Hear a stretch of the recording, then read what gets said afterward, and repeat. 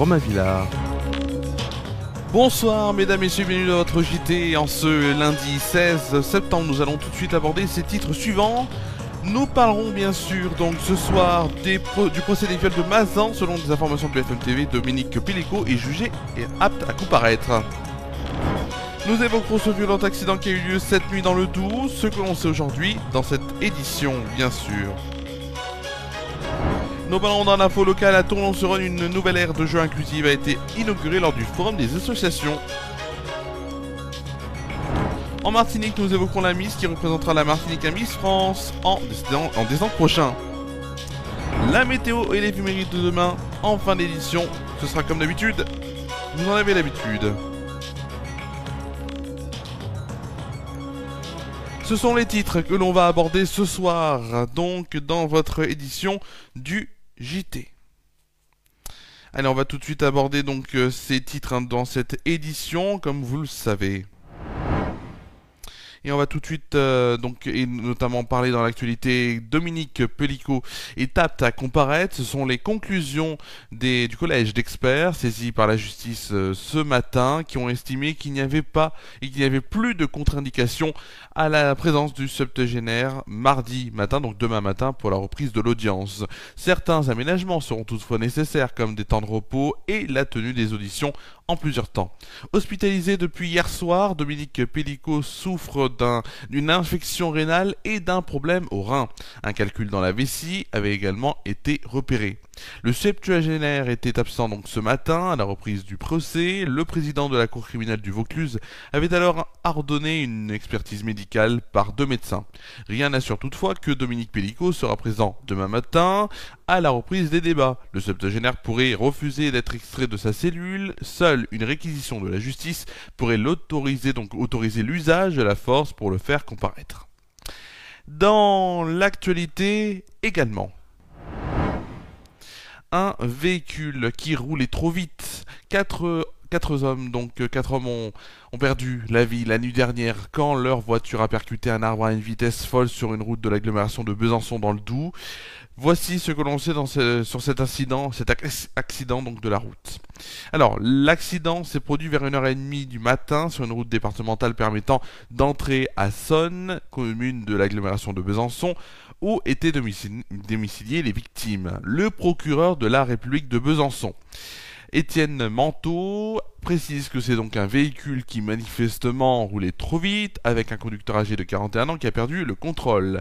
La voiture accidentée, une Volkswagen Passat, a quitté la chaussée et est venue sectionner un arbre de 1,04 m de diamètre, selon le procureur. Le moteur du véhicule a été éjecté et le compteur retrouvé bloqué à 180 km/h sur une route limitée à 50 km/h.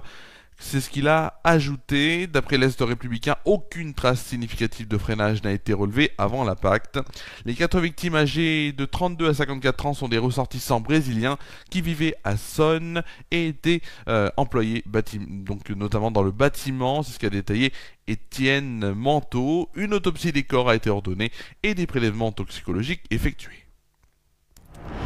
Dans l'actualité locale, une aire de jeu donc inclusive a été inaugurée au gymnase Jeannie Longo lors du forum des associations le 7 septembre dernier. Elle est inclusive parce qu'elle est accessible à tous.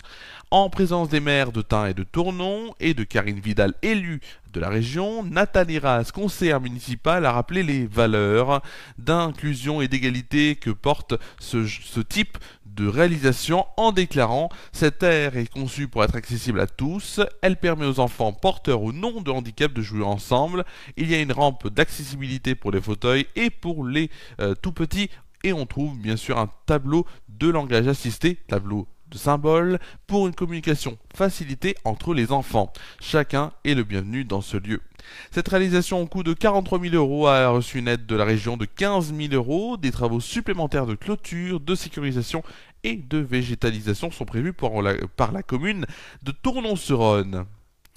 Direction maintenant la Martinique, où une femme qui est en train de voir sa vie changer. Oui, une femme est en train de voir sa vie changer, excusez-moi. Hop, on a un petit problème un petit problème technique, comme on dit, de cette émission. Voilà. Ah non, pas encore. J'en suis encore désolé. Voilà.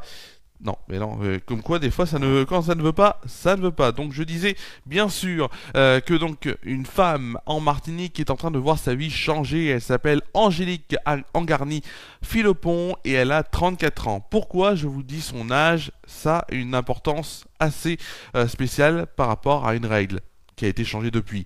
Première dauphine de l'élection, il y a 14 ans, Angélique Angarny Philopon se décide donc à candidater de nouveau quand elle apprend que le comité Miss France a repoussé la limite d'âge pour participer au concours.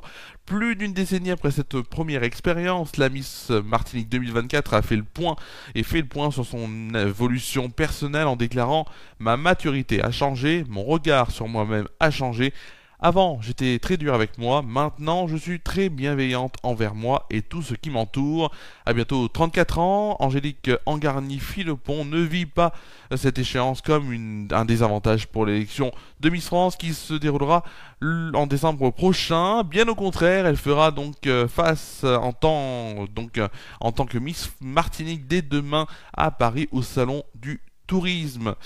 Voilà, c'était donc les titres que nous allons aborder. Bien sûr, la jeune femme, bien sûr, ne semblait pas encore remise de sa grande émotion samedi soir après son élection, et on peut bien la comprendre. En tout cas, on lui dit un grand bravo, et on lui souhaite un beau, bien sûr, pour décembre prochain, donc, et cette élection de Miss France. Tout de suite, nous allons aller sur notre prochaine rubrique, et c'est le temps qu'il fera demain avec la météo.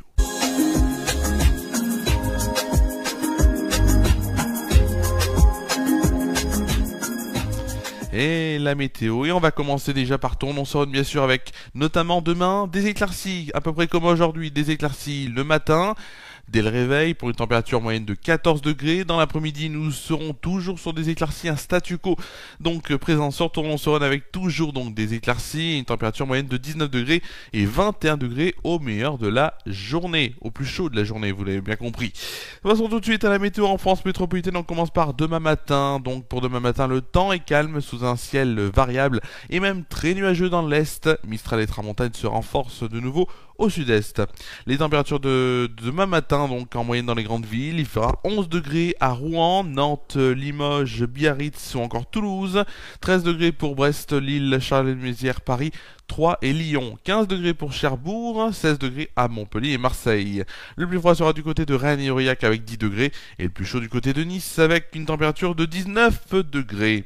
Nous allons aller du côté donc de demain après-midi, du temps qu'il fera demain après-midi avec des nuages qui sont assez nombreux et qui seront donc assez nombreux du sud-ouest aux frontières de l'est, alors que le soleil va résister assez bien dans l'ouest.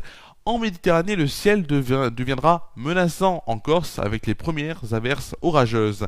Pour les températures de demain après-midi, il fera en moyenne 19 degrés à Brest, Strasbourg, Dijon, Limoges et Biarritz, 21 degrés pour Lille, Rouen, Paris, Troyes, Orléans, Rennes, Nantes, Montélimar et Toulouse, 23 degrés pour Marseille. Le plus frais ou plus froid sera du côté de Cherbourg avec 18 degrés de moyenne et le plus chaud du côté de Montpellier, les Petits Vénards avec 25 degrés. Il fera encore un très très beau temps, du moins un très très beau temps et une très très belle température là-bas. Nous fêterons demain les Saints Renaud, Réginald, Robert ou encore Ronald.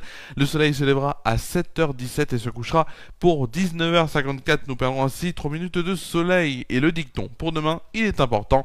Le jour de la Saint-Lambert qui quitte sa place la perd, parce que c'est aussi la Saint-Lambert, vous l'avez bien compris. C'est tout de suite la fin de la météo.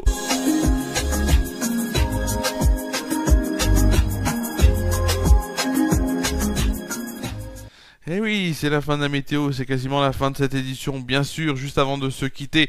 Dans les prochains rendez-vous, donc bien sûr sur FR News, je vous rappelle donc mercredi, donc dans 2 jours, mercredi à 19h30, ce sera donc déjà la dernière édition de la semaine, mais on se retrouvera donc mercredi pour une dernière édition du JT en direct, bien sûr. Dimanche, une grande soirée vous attend avec donc une soirée OL-OM Olympico, donc qui sera dès 20h35 et pour essayer de ne pas finir trop tard non plus, donc l'émission FR News Foot sera décalée à 20h15, donc on prendra l'antenne, je prendrai l'antenne pour 20h15 donc avec FR News Foot, et ensuite on se quittera à peu près 5 minutes dans la logique, et on aura ensuite une soirée spéciale OL-OM, donc on suivra ensemble et c'est important de le préciser. Ah, et on n'a pas de... Non, alors, on va avoir un générique, je vous le dis, on va avoir un générique et c'est maintenant. Mais oui, merci à vous d'avoir suivi cette première édition de la semaine. On se retrouve donc mercredi en direct pour le JT à 19h30 bien sûr. Et bien sûr dimanche pour votre soirée, donc 20h35 OL-OM et avant Efera News Foot 20h15 exceptionnellement. Passez une très bonne soirée, très bonne nuit, prenez soin de vous et de vos proches gentils. À mercredi sur Efera News, donc 19h30.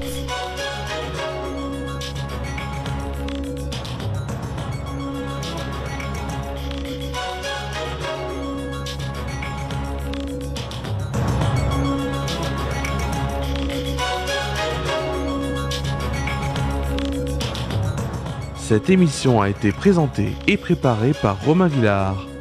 Cette édition est à retrouver sur les chaînes Facebook et YouTube d'Efera News.